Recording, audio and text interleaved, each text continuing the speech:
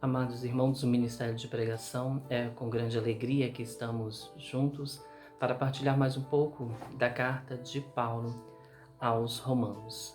Hoje nós vamos refletir um pouquinho sobre o capítulo 11 da carta de Paulo aos Romanos. Nós estamos reunidos em nome do Pai, do Filho e do Espírito Santo. Amém.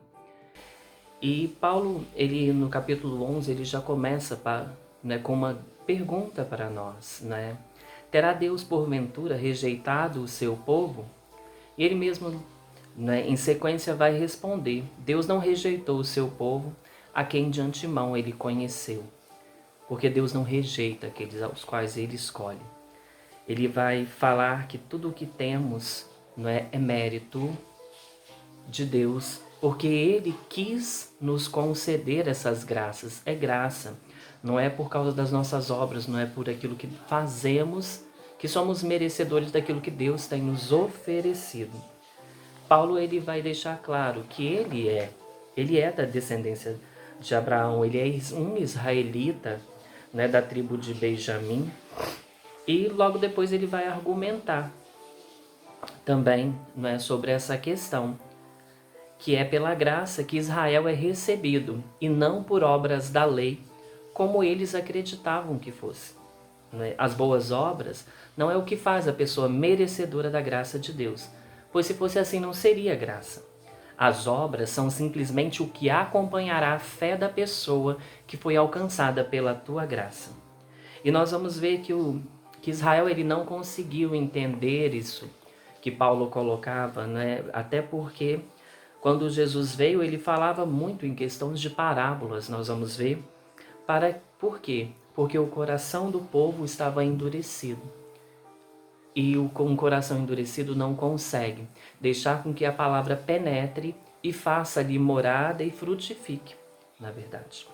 Então, nós vamos ver também que Paulo coloca, né, do versículo 11 ao 24, a seguinte questão: a rejeição de Israel é o fim?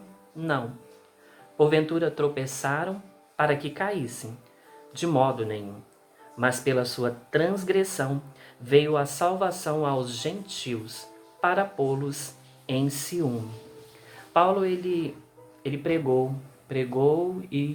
pregou assim destemidamente o evangelho, né? E esse evangelho ele chegou até os gentios porque o povo de Israel o rejeitou. Ele rejeitou o Senhor, as palavras do Senhor, não conseguiu perceber quando as promessas do Senhor se cumpriu. Então, o evangelho ele chega aos gentios e Paulo vai falar muito claro para a gente da questão dele se considerar um apóstolo dos gentios e se orgulhar muito desse trabalho que ele realizava. Quando os israelitas, né, os judeus, foram rejeitados por sua dureza de coração, o mundo então pôde ser reconciliado com Deus. Puderam se tornar amigos de Deus. Imaginem então quando Israel tiver a sua oportunidade de se reconciliar com Deus. Paulo ele deixa, né, traz para nós a questão de quem sustenta quem. Não somos nós quem sustentamos Deus, Deus é quem nos sustenta. Deus é aquele quem vai nos dar vida, nos vai trazer a alegria, a paz, tudo aquilo que nós precisamos, mas nós precisamos crer na pregação do Evangelho. Nós precisamos crer nessa misericórdia que Deus tem para com cada um de nós e abandonar justamente o que Paulo nos chama a dureza de nossos corações. Israel era o povo que recebeu as promessas de Deus, e eles não creram em Jesus como sendo o Filho de Deus. Eles acreditavam que Jesus era um profeta, sim, mas que ele fosse o Filho de Deus, eles não acreditavam. Mas se Israel ainda hoje se arrepender de seus pecados, serão novamente recebidos como filhos de Deus. Paulo vai refletir também, do versículo 25 ao 32, que o último desígnio de Deus é misericórdia para com todos. E ele vai falar que os dons de Deus e a vocação de Deus são irrevogáveis, porque Deus a todos encerrou na desobediência a fim de usar de misericórdia para com todos.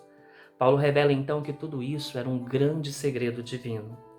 E ele vai citar, as profecias, profecia de Isaías, uma promessa para o povo de Israel que fala sobre a vinda de Cristo para libertar o seu povo e livrá-los dos seus pecados. Citando aí, ele vai lembrar quando João Batista diz, eis o Cordeiro de Deus, aquele que tira o pecado do mundo. Por não crerem no Evangelho, Israel tinha se tornado inimigo de Deus. Mas por Deus ter escolhido eles como seu povo, eram amados por Deus por fazerem parte dos patriarcas Abraão, Isaque e Jacó. Porque Deus não muda de ideia quando escolhe e abençoa, sendo seus dons irrevogáveis. Lá no versículo 33 a 36, ele vai falar sobre a maravilhosa sabedoria dos desígnios de Deus. Ó profundidade da riqueza, tanto da sabedoria quanto do conhecimento de Deus. Quão insondáveis são os seus juízos e quão inescrutáveis os seus caminhos. Quem, pois, conheceu a mente do Senhor? Porque dele e por meio dele e para ele são todas as coisas.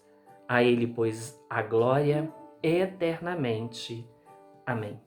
Paulo termina o capítulo exaltando a sabedoria de Deus, que seus planos e juízos, ele vai falar que são insondáveis e que ninguém conheceu os pensamentos do Senhor.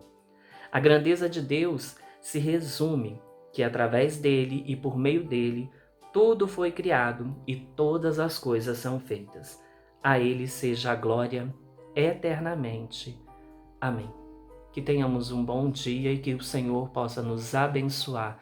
Em nome do Pai, do Filho e do Espírito Santo. Amém.